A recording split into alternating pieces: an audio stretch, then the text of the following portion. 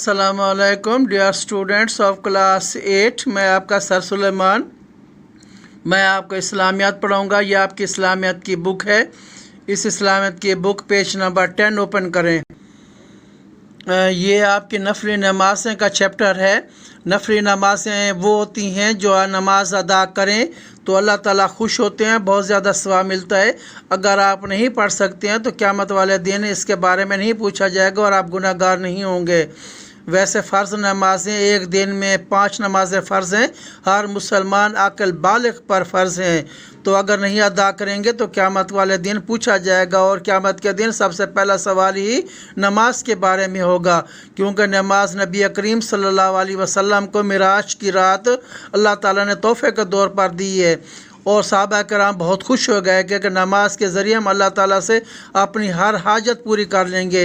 हज़रत अली करमुल्लाह वजहू का कौल है कि जब मेरा दिल चाहता है कि अल्लाह मुझसे बातें करें तो मैं कुरान मजीद पढ़ता हूँ। जब कुरान मजीद पढ़ता हूँ तो लगता है कि अल्लाह मुझसे बातें कर रहे हैं, और फिर जब मेरा दिल चाहता है कि मैं अल्लाह से बातें करूँ तो मैं नमाज़ पढ़ता हूँ। तो नमाज की हालत में बंदा अल्लाह के सामने खड़ा होता है और अल्लाह से डायरेक्ट बातें कर रहा होता है, और वो पाक साफ़ होता है, क्योंकि सबसे पहले जो है इंसान का जिस्म पाक हो, लिबास पाक हो, बावज़ू हो, जगह पाक साफ़ हो, और किबला की तरह मुँह करके जिस जगह पर खड़ा हो जाए वो जगह भी पाक साफ़ हो। फिर तकबीर तारीमा कहकर अल्लाह अकबर के और खड़े होकर नमाज़ पढ़े। उसमें सूरत फातिहा और दूसरी सूरत भी मिलाकर पढ़े। रकू फ़र्ज़ है, सजदे फ़र्ज़ हैं, तशहुद वग़ैरह भी इसके अंदर फ़र्ज़ हैं। तो नमाज अपनी कंप्लीट कर ले तो ये फ़राइज़ अपने पूरे कर ले, 5 वक्त के सही औकात में पढ़ें। जब नमाज इंसान पढ़ लेते उसके चेहरे पर नूर आ जाता है, नमाजी की दुआ कबूल होती है, किसी किस्म की कोई परेशानी नहीं आती, उसकी रूह अच्छे तरीके से आराम से आसानी के साथ परवास करती है। कब्र के अंदर कोई उसको अजाब नहीं होता। नमाजी के लिए जहाँ तक कब्र के अंदर उसकी निगाह जाती है कब्र कुशादा हो जाती है, रोशनी और नूर से भर दिया जाता है। मुनकर नकीर उनका हिसाब नहीं लेते हैं, उसको आराम से सोने देते हैं। सूरत रहमान के अंदर मौजूद है हूरुन मकसूरातुन फिल ख़याम, यानी कि इन कब्रों के अंदर, इन खैमों के अंदर अल्लाह ताला हूरें भेज देती हैं जिनमें वो मशगूल रहता है और पता ही नहीं चलता, क़यामत कायम हो जाती है। तो क़यामत वाले दिन जब उठाया जाएगा तो अल्लाह के अर्श के साए में रहेगा और बग़ैर हिसाब किताब के जन्नत में दाखिल होगा। और उसके बाद जो है एक पुलसरात होगी। पुलसरात इतनी बड़ी ऊंचाई में रहे कि 10 साल लगते हैं उसकी चढ़ाई पर, 10 साल लगेंगे लंबाई पर चलते चलते, 10 साल लगेंगे उतरने में, और नीचे उसके दोज़ख है। तो उस पर चढ़ने के लिए जब इंसान कदम रखेगा तो नमाज का यहाँ पर यह फ़ायदा होगा कि बिजली के करंट की तरह गुजर जाएगा। जो लोग नमाज नहीं पढ़ती हैं दुनिया में उसकी कोई दुआ कबूल नहीं होती, रिज़्क़ की तंगी आ जाती है, मौत के वक्त बहुत शिद्दत से प्यास लगी हुई होती है, अगर समंदर का पानी भी पिला दिया जाए तो उसको जो है प्यास नहीं बुझेगी। जब कब्र में जाएगा तो कब्र तंग कर दी जाती है, एक पसली दूसरी पसली में घुस जाती है, वहाँ पर अल्लाह ताला का अजाब शुरू होता है। मुनकर नकीर बड़े अजीब व गरीब तरीके से सवाल जवाब करते हैं, जिनके कब्र के अजाब से हर नबी ने, हर सहाबा ने, हर मखलूक ने पनाह मांगी है। नबी करीम सल्लल्लाहु अलैहि वसल्लम ने फरमाया कि खौफनाक मंज़र होता है कब्र का।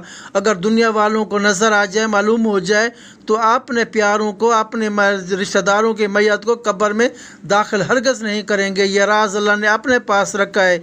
एक मरतबा नबी करीम सल्लल्लाहु अलैहि वसल्लम अपने चंद सहाबा के साथ कब्रिस्तान से गुज़र रहे थे, तो वहाँ से एक मुर्दे पर अज़ाब हो रहा था और उनके अज़ाब की आवाज़ें नबी करीम सल्लल्लाहु अलैहि वसल्लम ने सुन ली। आप सल्लम एक खजूर के दरख्त के पास गए और वहाँ से कुछ पत्ते तोड़कर कब्र पर रख दिए। उससे जो है ना कब्र का अज़ाब थोड़ा सा तख़फ़ीफ़ हो जाता है, हल्का हो जाता है, अज़ाब में थोड़ी सी नरमी आ जाती है, शिद्दत ख़त्म हो जाती है। हमारे लिए भी यही तरीका है प्यारे अज़ीज़ तलबा कि जब कब्रिस्तान में जाएं, किसी रिश्तेदार की कब्र हो तो उसमें सबसे पहले जो है इसी तरह खजूर के पत्ते, हरियाली वगैरह डालें। बेहतर यही है ताकि उस मैयत को थोड़ी सी तख़फ़ीफ़ हमारे जाने का फ़ायदा हो। वहाँ के आदाब भी होते हैं, कब्रों पर जूतों के साथ नहीं चढ़ा जाता, तो लिहाजा नमाज इंसान को कब्र के अंदर बचाती है। तो यहाँ पर नमाज नफलें हैं जिनका ज़िक्र किया जा रहा है, और मैंने पहली असेसमेंट शीट के अंदर, फर्स्ट असाइनमेंट शीट के अंदर اندر آپ کو ان کی نماز چاش، نماز اشراق، نماز تہجد، نماز اوابین، نماز خسوف اور نماز کسوف کا بارے میں بتا دیا تھا۔ لیکن آج شیعات جو ہے نا، اس دفعہ آپ کو شیٹ جو دی گئی ہے یہ سیکنڈ اسائنمنٹ شیٹ ہے، اس کے اندر نماز استسقاء ہے۔ یہ نماز استسقاء اس وقت پڑھی جاتی ہے جب بارش نہ ہو اور قحط سالی کا خطرہ منڈلا رہا ہو، خشک سالی ہو گئی ہو، تو لوگ اپنے امام کے ساتھ، امام کی قیادت میں پیدل چل کر میدان کی طرف جائیں، اور خاص طور پر خیال رکھیں کہ اس اجتماع میں بوڑھوں، عورتوں اور مویشیوں کو بھی ساتھ لے چلیں، کیونکہ ان کی دعائیں قبول ہوتی ہیں اور اس میں کوئی اقامت نہیں ہوتی۔ اور امام صاحب جو ہے نا 2 رکعت نماز نفل پڑھاتے ہیں بلند آواز کے ساتھ، اور کھڑے ہو کر خطبہ دیتی ہیں۔ تمام مسلمان رو رو کر عاجزی کر کے توبہ استغفار کرتے ہیں، پھر اللہ تعالیٰ سے بارش کی دعا مانگتی ہیں، تو 3 دن کے اندر اندر بارش کا نزول ہو جاتا ہے، جس کو نماز استسقاء کہتے ہیں۔ اس کے بعد ہے نماز حاجات۔ دیکھیں دنیا کے اندر ہر انسان کو اپنے اپنے مسائل ہیں، لیکن نبی کریم صلی اللہ علیہ وسلم نے اپنی ضرورت کو پورا کرنے کے لیے بہت اچھے طریقے سے یہ ہمیں بتایا اور کر کے بھی دکھایا کہ جو ہے نا کبھی ضرورت پیش آئے، اللہ تعالیٰ سے مانگنا ہو تو 2 رکعت نماز نفل پڑھیں تو اور اللہ سے مانگیں، اللہ تعالیٰ آپ کو عطا کریں گے۔ یہ دعا بھی لکھی ہوئی ہے، اس کے نیچے ترجمہ بھی لکھا ہوا ہے۔ تو نبی کریم صلی اللہ علیہ وسلم نے جب ارشاد فرما دیا تھا تو ایک صحابی نے سنا تھا، تو وہ گھر میں گئے، ان کے گھر میں بہت تنگی تھی، تو گھر میں کھانے کے لیے کچھ بھی نہیں تھا۔ اپنے گھر والی سے پوچھا کہ گھر میں کچھ ہے، انہوں نے منع کر دیا کچھ بھی نہیں ہے۔ تو مسجد کی طرف گئے، 2 رکعت نماز حاجات پڑھی اور اللہ سے گڑ گڑا کر دعا مانگی۔ گھر واپس لوٹے بھی کچھ آیا؟ انہوں نے جواب دیا کہ نہیں، کچھ بھیجا ہی نہیں ہے تو کہاں سے آئے گا۔ تو انہوں نے دل میں سوچا کہ یہ میری کوئی کمی کوتاہی رہ گئی ہے، اچھے طریقے سے پھر وضو کیا، پھر 2 رکعت نماز حاجت پڑھی، پھر اللہ سے عاجزی کے ساتھ دعا مانگی۔ گھر واپس لوٹے، کچھ آیا کھانے کے لیے؟ جواب ملا کہ نہیں، کچھ بھی نہیں ہے۔ پھر تیسری بار پھر زیادہ اچھے اہتمام کے ساتھ وضو کیا، 2 رکعت نفل اچھے طریقے سے کی، اور رو رو رو کر دل سے اللہ سے دعا مانگی، اے اللہ تیرے سوا میرا کوئی نہیں ہے، کون دے سکتا ہے تیرے سوا، تو خالق ہے، تو ہی دے، میرے پاس اتنے پیسے نہیں ہیں کہ میں خرید سکوں۔ گھر میں جاتا ہے تو گھر کے اندر ایک چکی ہوا کرتی ہے اور وہ خود بخود اس کی چل رہی ہے، اس سے باہر آٹا نکل رہی ہے۔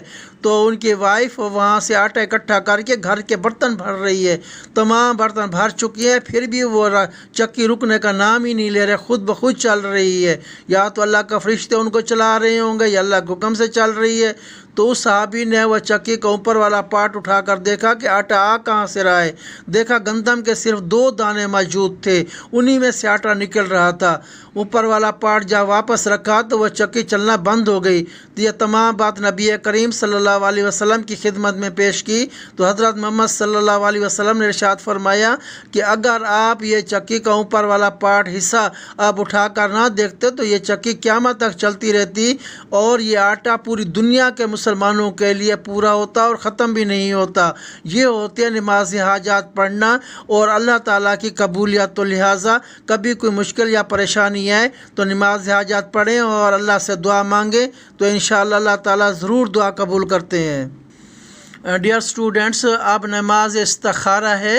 اب نماز استخارہ اس وقت پڑھی جاتی ہے جب کوئی کام کریں یا کاروبار کریں یا کوئی اچھا فیصلہ کریں تو آپ کو اس میں کوئی سمجھ نہ آ رہی ہو، کنفیوز ہو رہی ہو، تو اللہ کی رضا اختیار کرتے ہیں، اللہ کی رضا مانگتے ہیں، طلب کرتے ہیں کہ اللہ، دعا مانگتے ہیں کہ اللہ اس میں میرے لیے اچھائی ہے یا برائی ہے، مجھے کچھ پتہ نہیں ہے، یا اللہ میرے لیے واضح کر دے کسی طریقے سے، مجھے اس چیز کا اندازہ ہو جائے کہ اس میں تیری رضا ہے یا نہیں ہے، اس میں نقصان ہوگا یا فائدہ ہوگا، یا میں کام کروں یا نہ کروں۔ تو اس کا طریقہ یہی ہے کہ باوضو ہو کر رات کی عشاء کی نماز پڑھنے کے بعد آپ 2 رکعت نماز نفل استخارہ پڑھیں گے اور پھر اس کی دعا لکھی ہوئی ہے، یہ دعا مانگیں۔ اگر آپ کو دعا نہیں آتی ہے تو اپنے ہی دل میں خیال رکھ لیں، اے اللہ جو میں نے کام شروع کرنا ہے میرے لیے آسانی پیدا فرما اور مجھے اس سے آگاہ کر دے کہ میرے لیے اچھا ہے یا برا ہے۔ یعنی کس طرح کرنے سے اللہ تعالیٰ اس کو خواب کے اندر اگر اچھا ہے تو کوئی روشنی، خوشی، سفیدی وغیرہ نظر آئے گی، اگر اس کے لیے اچھا نہیں ہے، برا ہے، نقصان دہ ہے تو اندھیرا یا کوئی اس قسم کے ڈرونے جانور عجیب و غریب چیزیں نظر آئیں تو پھر انسان رک جائے، اس کو نماز استخارہ کہتی ہیں۔ ایک نماز استخارہ کے بعد صلاۃ و تسبیح ہے، یہ نفلی نماز ہے۔ نماز کے اندر تسبیح پڑھنی ہے، یعنی کہ تیسرا کلمہ پڑھنا ہے، کھڑے ہو کر 15 مرتبہ پڑھنا ہے۔ صلاۃ و تسبیح کہلاتی ہے، اور اس کے اندر سبحان اللہ والحمد للہ ولا الہ الا اللہ واللہ اکبر پڑھنا ہے۔ نبی کریم صلی اللہ علیہ وسلم نے اپنے چچا حضرت عباس رضی اللہ تعالی عنہ سے ارشاد فرمایا کہ آپ روزانہ پڑھا کریں۔ روزانہ نہیں پڑھ سکتے تو ہفتے میں ایک دن ضرور پڑھا کریں۔ ہفتے میں ایک دن بھی نہیں پڑھ سکتے ہیں تو مہینے میں ایک دن پڑھا کریں۔ مہینے میں نہیں پڑھ سکتے ہیں ایک دن تو سال میں ایک دفعہ ضرور پڑھیں۔ سال میں بھی نہیں پڑھ سکتے تو پوری زندگی میں ایک بار لازمی پڑھیں۔ تو صلاۃ و تسبیح کا طریقہ بھی اگلے پیج پر موجود ہے۔ تو ڈیئر اسٹوڈنٹس، میں نے آپ کو اس چیپٹر کی جتنی نمازیں تھیں وہ میں نے بتا دی۔ امید ہے کہ آپ نے ان کو اچھے طریقے سے سمجھ لیا ہوگا۔ اب ہم اپنے اسکول کا ورک کریں گے، یعنی کہ جو آپ کو سیکنڈ اسائنمنٹ شیٹ دی گئی ہے اس کو آپ اپنے سامنے رکھیں، اور اس کو بتاؤں گا کہ اپنے رجسٹر پر اس کو کس طرح مینٹین کرنا ہے اور کس طرح کاپی کرنا ہے۔ یہ آپ کی سیکنڈ اسائنمنٹ شیٹ ہے، اور آپ اپنے رجسٹر پر نئے پیج پر سوال نمبر 1 اتاریں گے اور اوپر حصہ تفصیلی سوالات جوابات لکھیں گے۔ سوال نمبر 1 ہے صلاۃ و تسبیح کی فضیلت اور طریقہ تحریر کریں۔ اس کا جواب کتاب کا صفحہ نمبر 12 کا آخری پیراگراف اور 13 کا پہلا پیراگراف لکھنا ہے۔ یہ پیج پھر چھوڑ دیں گے، اگلے نئے پیج پر سوال نمبر 2 اتاریں گے۔ نماز استخارہ کی دعا کا ترجمہ لکھیں۔ اس سوال کا جواب آپ لکھیں گے، کتاب کا صفحہ نمبر 12 کا دوسرا پیراگراف ہے۔ نماز استخارہ کا صرف ترجمہ لکھنا ہے، اس کی دعا نہیں لکھنی ہے۔ سوال نمبر 3، نماز حاجات کا ترجمہ تحریر کریں۔ اس کا جواب کتاب کا صفحہ نمبر 11 کا آخری پیراگراف ہے، صرف دعا حاجات کا ترجمہ لکھیے گا۔ نئے پیج پر سوال نمبر 4 اتاریں گے، نماز استسقاء کے متعلق تحریر کریں۔ تو کتاب کا صفحہ نمبر 10 کا تیسرا پیراگراف آپ اس کا ترجمہ اتاریں گے، اس کے بارے میں لکھیں گے۔ اور یہاں پر پیراگراف جہاں سے سٹارٹ ہو رہا ہے کہ جب بارش نہ ہو، یہاں سے سٹارٹ کریں گے تو آخری لفظ ہے کہ بارش ہو جائے گی انشاءاللہ۔ تو یہ 4 سوال آپ اتار دیں گے، پھر آپ اس پیج کو چھوڑ دیں گے۔ اب نئے پیج پر آپ لکھیں گے خالی جگہ پر کریں۔ تو یہ خالی جگہ آپ کے بک میں تو ہیں لیکن ایکسرسائز میں نہیں ہے، لیکن یہ جملے میں نے خود بنائے ہیں۔ نمبر 1 ہے سجدہ کرنے سے نگاہ تیز ہوتی ہے۔ نگاہ تیز یہ آپ کی ڈیش میں آئے گا۔ نمبر 2، سجدہ کرنے سے دماغ طاقتور ہو جاتا ہے۔ دماغ طاقتور یہ ڈیش میں آ جائے گا۔ اس کے بعد جملہ ہے سجدہ کرنے سے چہرہ حسین ہو جاتا ہے، تو چہرہ حسین آپ کی ڈیش میں آئے گا۔ اس کے بعد نمبر 4 جملہ ہے نماز تہجد کا حکم سب سے پہلے سورۃ مزمل میں آیا ہے، سورۃ مزمل اس کی ڈیش میں آئے گا۔ نمبر 5 جملہ ہے لیل عربی میں رات کو کہتے ہیں، رات اس کی ڈیش ہے۔ تو یہ 5 میں نے آپ کو جملے دیے ہیں، یہ آپ اسی شیٹ میں سے ہی کاپی کر لیجئے گا۔ یہ آپ کو بک میں تو مل سکتے ہیں لیکن اس کی ایکسرسائز میں یہ نہیں ہے۔ نئے پیج پر آپ سوال اتاریں گے، ہیڈنگ دیں گے، جملوں کے سامنے لفظ صحیح یا غلط لکھنا ہے۔ تو یہ بھی ایکسرسائز میں نہیں ہے لیکن بک میں سے یہ جملے میں نے خود ہی سلیکٹ کیے ہیں، آپ یہیں سے کاپی کیجئے گا۔ نفلی نمازوں کی طرح نفلی روزے بھی ہوتے ہیں، تو بریکٹ میں لکھیے گا صحیح۔ اس کے بعد نمبر 2 ہے نبی کریم صلی اللہ علیہ وسلم نے اپنے چچا حضرت عباس کو صلاۃ و تسبیح سکھائی تھی، یہ جواب بھی صحیح ہے، جملہ صحیح ہے۔ نمبر 3 پر ہے استخارہ نہ کرنے سے اللہ تعالیٰ خوش ہوتے ہیں، یہ بریکٹ میں لکھیے گا غلط۔ اور اس کے بعد اگلا جملہ ہے نماز فجر میں فرض نماز کے بعد نماز تحیۃ المسجد پڑھی جاتی ہے، تو بریکٹ میں غلط لکھیے گا، یہ جملہ بھی غلط ہے۔ اس کے بعد لاسٹ والا ہے اللہ تعالیٰ کو اپنے بندوں کے سجدے پسند ہیں، یہ جواب صحیح ہے۔ تو لہٰذا یہ شیٹ کا جتنا ورک ہے وہ میں نے سمجھا دیا ہے۔ امید ہے کہ آسانی کے ساتھ آپ بغیر کسی کنفیوژن کے ساتھ اپنا کام کمپلیٹ کریں گے، اور جلدی سے آپ کمپلیٹ کر کے ہمیں بھیجیے گا۔ بہت شکریہ، آپ اپنا خیال رکھیے گا۔ اللہ حافظ۔